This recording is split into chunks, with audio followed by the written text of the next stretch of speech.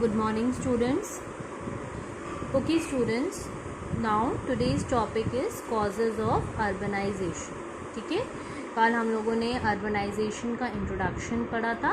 आज हम लोग इसके कॉजेज़ पढ़ेंगे कि अर्बनाइजेशन क्यों होता है. ठीक है, ऐसी क्या चीज़ें होती हैं जिससे हमारे जो सोसाइटी है उसमें अर्बनाइजेशन की कंडीशन क्रिएट हो जाती है.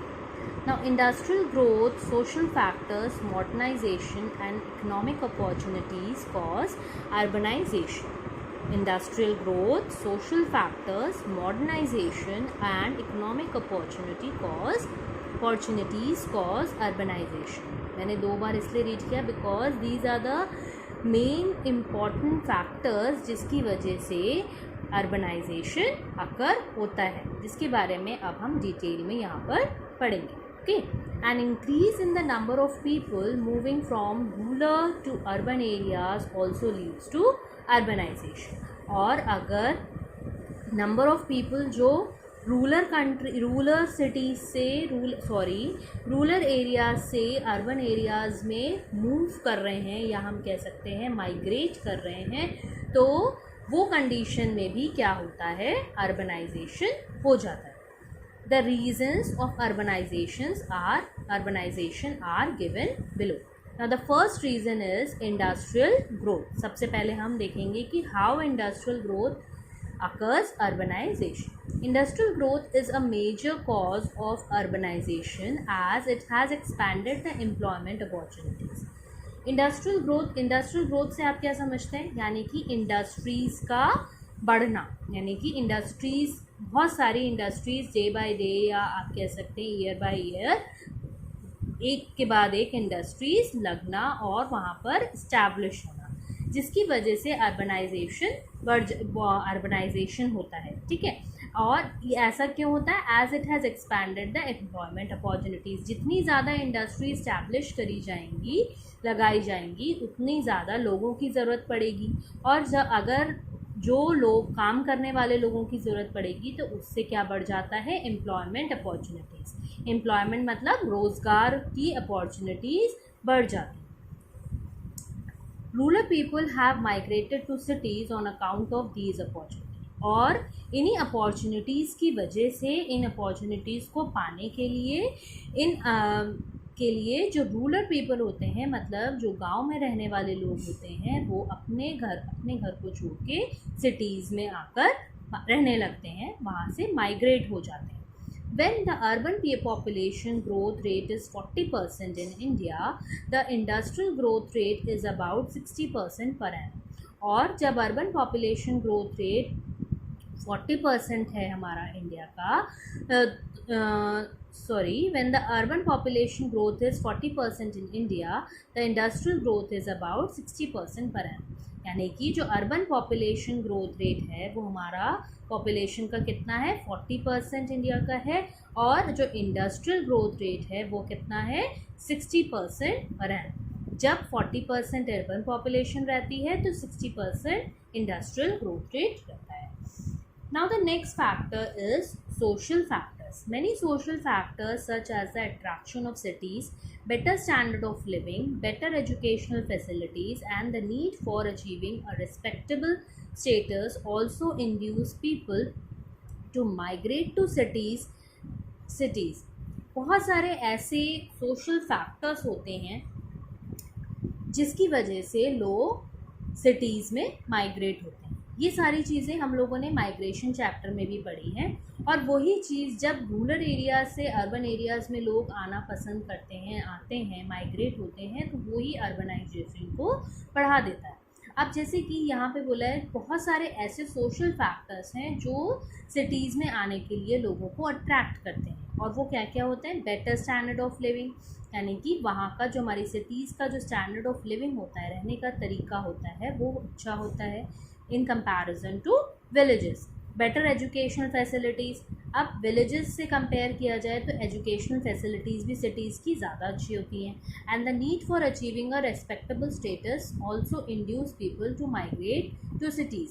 क्लास देखिए, इसमें आपकी बुक में जो डिफरेंट कलर से वर्ड गिवन है उनकी मीनिंग आपको नीचे गिवन है। देखिए, इंड्यूस का मीनिंग क्या है? ब्रिंग अबाउट और गिव राइज टू, यानी कि किसी चीज़ को लाना या किसी चीज़ का बढ़ावा देना। ठीक है, तो better education and the need for achieving a respectable status, जो मतलब कहीं उनको एक अच्छी पोजीशन पे पहुंचने के लिए, वो पहुंचने के लिए उनको अट्रैक्ट करता है। ठीक है, so also induce people to migrate to cities, मतलब उनको बढ़ावा देता है कि ताकि वो सिटीज़ में माइग्रेट हो।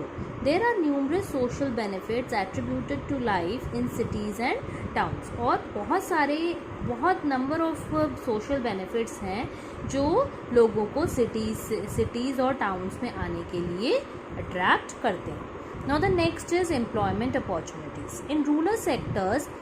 फिर एम्प्लॉयमेंट अपॉर्चुनिटीज़ मतलब कि रोज़गार की जो ज़रूरत है उनको जो मिलती है, यानी कि जॉब्स मिलने की अपॉर्चुनिटीज़ जो मिलती हैं, उसके लिए भी लोग रूरल सेक्टर से अर्बन सेक्टर में आते हैं। In rural sectors people depend mainly on agriculture for their livelihood, but Indian agriculture depends greatly on the annual monsoon. जो रूरल एरियाज़ हैं वहाँ पर लोग ज़्यादातर जो उनका जो मेन जो पैसा कमाने का या घर चलाने का जो ज़रिया होता है वो क्या होता है? एग्रीकल्चर। पर इंडिया में जो एग्रीकल्चर होता है वो ज़्यादातर मॉनसून पे डिपेंड होता है ज़्यादातर, और ऑन द एनुअल मानसून, हर साल जब मानसून आता है तो उसी पे एग्रीकल्चर ज़्यादा डिपेंड होता है। Hence, in the event of a drought or other natural calamities, rural populations have to migrate to cities. और इसीलिए जब कोई ऐसी आपदा आ जाती है, जैसे कि ड्राउट, सूखा पड़ गया, या कोई ऐसी नेचुरल कैलामिटी आ गई है, नेचुरल कैलामिटी मतलब जैसे कि बाढ़ आ गई या फिर कुछ भी ऐसा हो गया, अर्थक्वेक आ गया, तो इन सब कंडीशंस में क्या होता है कि लोगों को, जो रूरल पॉपुलेशन होती है, उनको अपनी सिटीज़, अपने गांव को छोड़ के सिटीज़ में माइग्रेट होना पड़ता है। In cities and towns there are ample job opportunities that continuously draw people from rural areas who seek a better livelihood। और जो सिटीज़ और टाउन्स होते हैं वहाँ पर बहुत सारी अलग अलग तरीके की जॉब अपॉर्चुनिटीज़ होती हैं जो लोगों को रूरल एरियाज से, वहाँ रूरल एरियाज़ के जो लोग होते हैं वहाँ के लोगों को अट्रैक्ट करती है और उनकी लाइवलीहुड को बेटर बनाने की कोशिश करती है। लाइवलीहुड मतलब जो उनकी जीवनचर्या होती है, जो जीवन चलाने के लिए जो चीज़ों की ज़रूरत पड़ती है उसको बेटर बनाने के लिए लोग रूरल एरिया से अर्बन एरियाज़ में आना पसंद करते हैं। Therefore, a majority of people frequently migrate into urban areas in the hope of getting well-paying jobs। इसीलिए लोग क्या करते हैं, ज़्यादातर लोग बहुत जल्दी रूरल एरिया से अर्बन एरियाज़ में माइग्रेट होना शुरू हो जाते हैं in the hope of getting well paying jobs, यानी कि वेल पेइंग जॉब्स मतलब कि उनको अच्छा पैसा जहाँ से मिले, जिस जॉब से मिले, उस जॉब को जल्दी से जल्दी करना पसंद करते हैं। Employment in all developmental sectors such as public health, education, transport, sports and recreation, industries and business enterprises is available in urban areas and not in rural areas, and therefore it becomes a source of attraction for the rural population।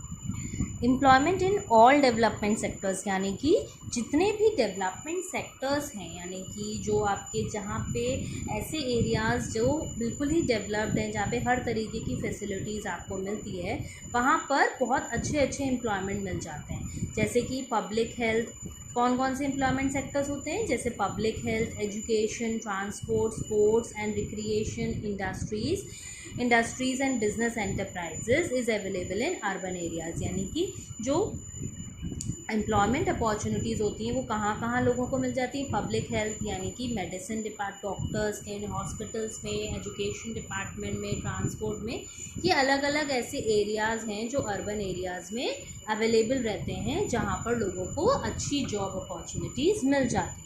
And not in rural areas, और जो हमको rural areas में मिलना मुश्किल होती है।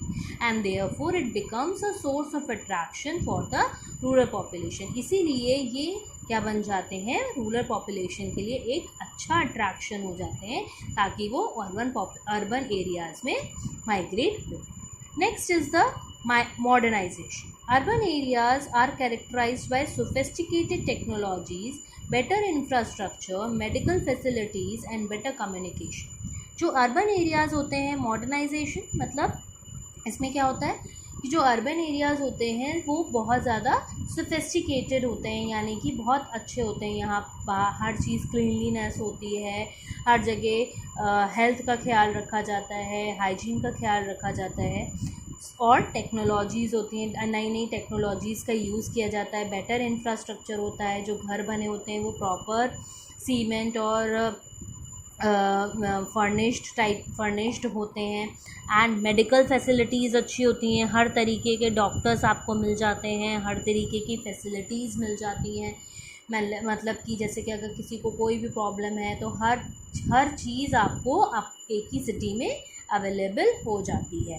And better communication, और communication भी बहुत अच्छा होता है, लोगों से आपस में कम्युनिकेट लोग बहुत ईजिली कर पाते हैं। In urban areas people also embrace changes in their modes of living, namely residential habits, attitudes, dressing, food and beliefs. और जो अर्बन एरियाज़ होते हैं वहाँ पर पीपल जो होते हैं वो पीपल ऑल्सो एम्ब्रेस चेंजेस, मतलब वो अपनी जो उनकी लाइफ होती है उसमें वो अपने आप ही बहुत उनकी लाइफ में अपने आप ही अच्छे से चेंजेस आना शुरू हो जाते हैं। इन देयर मोड्स ऑफ लिविंग, मतलब जैसे उनका रहने का तरीका होता है, जैसे कि रेजिडेंशियल हैबिट्स, रहने का तरीका, ठीक है।